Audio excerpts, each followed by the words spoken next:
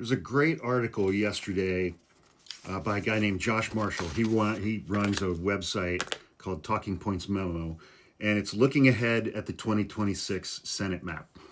Anybody who's followed me for any period of time knows that I am a big Josh Marshall fan. I am a big fan of the website Talking Points Memo. It's one of the websites that I recommend that people subscribe to. I have been a subscriber of Talking Points Memo for at least 20 years, longer.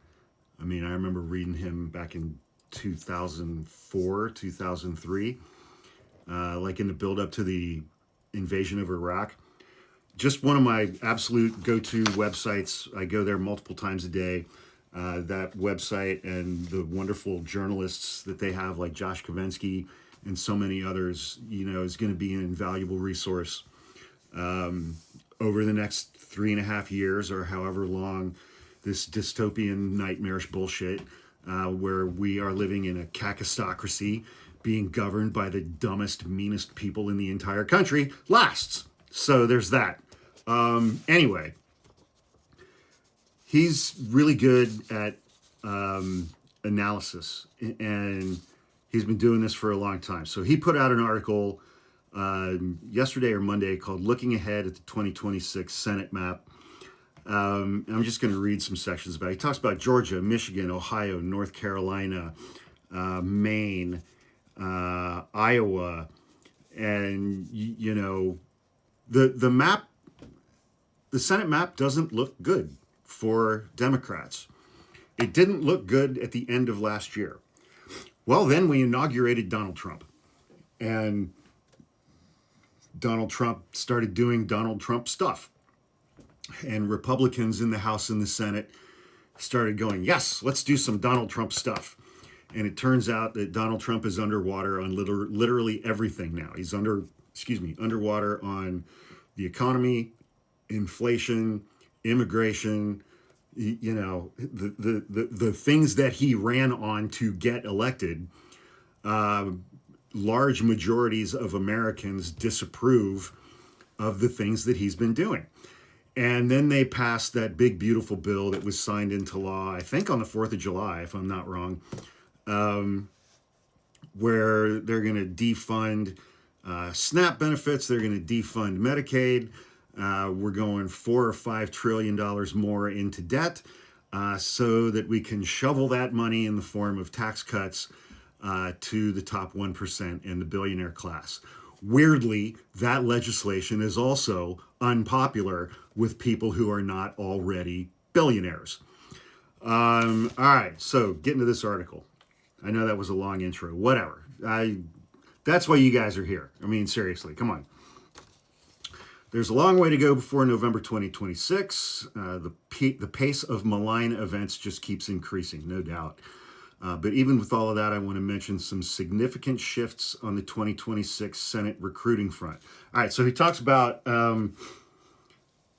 who are the candidates in some of these races that Democrats really wanted to get, and have they been successful in getting those candidates?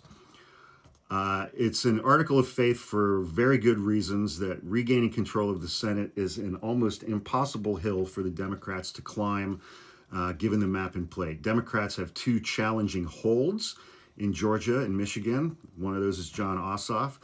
Their best pickup opportunities are in states that have repeatedly eluded them, Maine and North Carolina. Beyond that, it's all reliably red states. And that remains basically the same. But there are a series of shifts that make Democrats taking over the Senate look more plausible, even though the odds remain against it. And Democrats just got Sherrod Brown to run in Ohio as well. So right now, I think the split is 53 Republicans, 47 Democrats. So Democrats have to hold every seat that they have and pick up 4 more in 2026 to get a 51-49 split.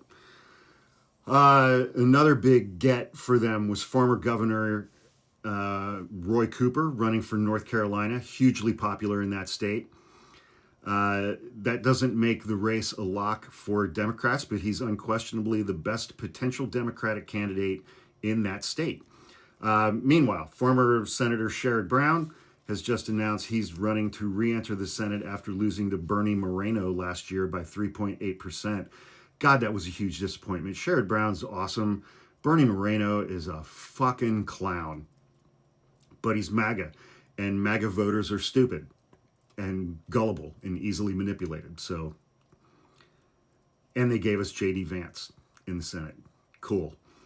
Ohio is a clearly red state. Yeah, since I left Ohio in the beginning of 2002, it's basically become Alabama. So that's good. But, you know, so Sherrod Brown lost that race by 3.8%. You can make up 3.8%. If it had been 12 points, that, yeah.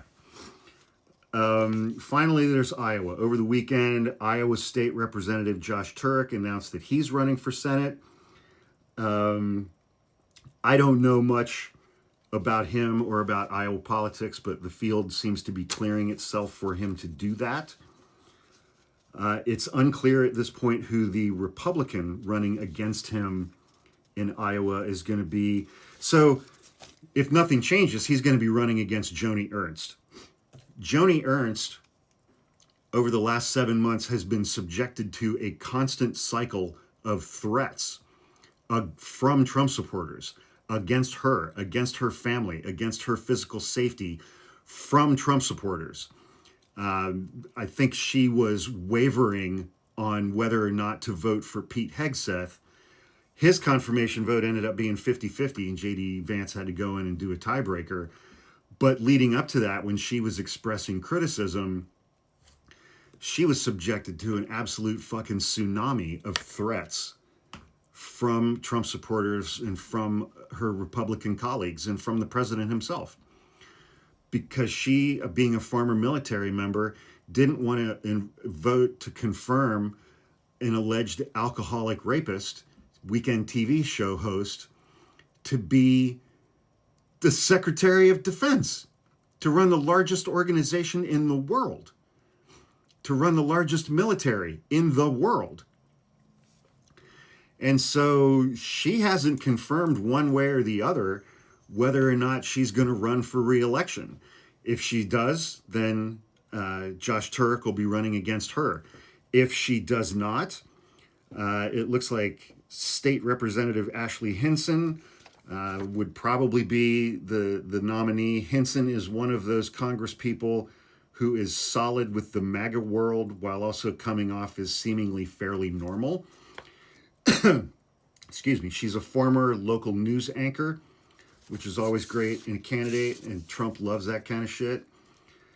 And, you know, so it's like they have to hold Georgia, they have to hold Michigan, they have to pick up Maine and North Carolina. I did a video yesterday about the guy, a Democrat who's running against Susan Collins.